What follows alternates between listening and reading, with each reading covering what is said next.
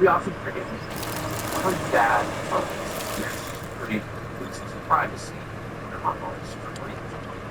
We have 1 billion plus literally autonomously. Yeah, there should be a. I agree with you. I talk about this before. There's way too much stuff that could be behind closed classified. A lot of that stuff should never be classified in the first place. It's sort of regulated.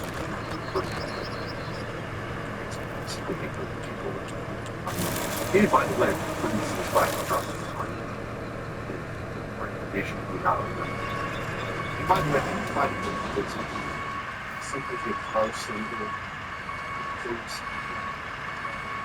And it's all nothing comes of it. Like there's nothing that wasn't already leaked by somebody in the Pentagon and New York Times the day before.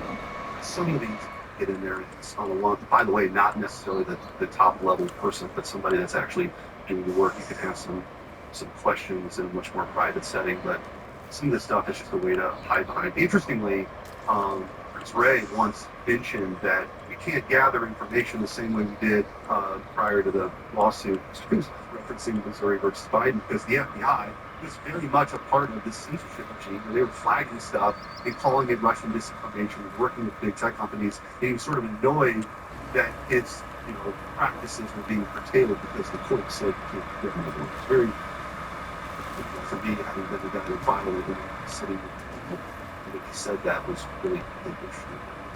How many senators and former agents? There are probably 5. On the Republican side, there's maybe 4. There's probably about the same. How much is spent on your average Saturdays? I mean, I would imagine it ranges from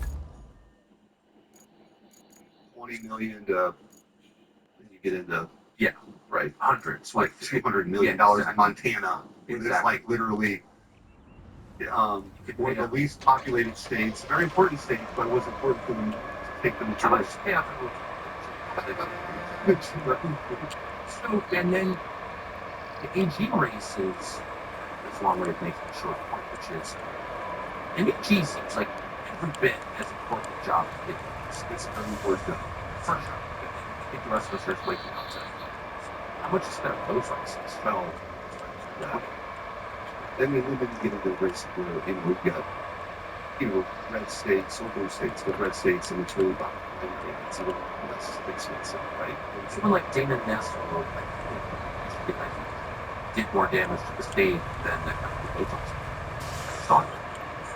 Damon Nestor was like, it's no same technology. Those parts that Wyoming is. And I just kind of gets ignored and everyone beats up on the government. Well, what's interesting about that is we kind of took a page. So during COVID, essentially like told you papers, so you can get involved with this all the time. They have a tip line with Stitch. Yeah, like you're outside Barton School in Minnesota, all of a sudden the police shows up. And look at this kid in Minnesota. So we kind of turned it on his face. He sued 65 school districts in Missouri. He said, we're going to put tip line not for the suppression of rights, but to vindicate the rights. You have a tip line of parents who reach out to us to go to schools where Stitch works with the kids to wear masks.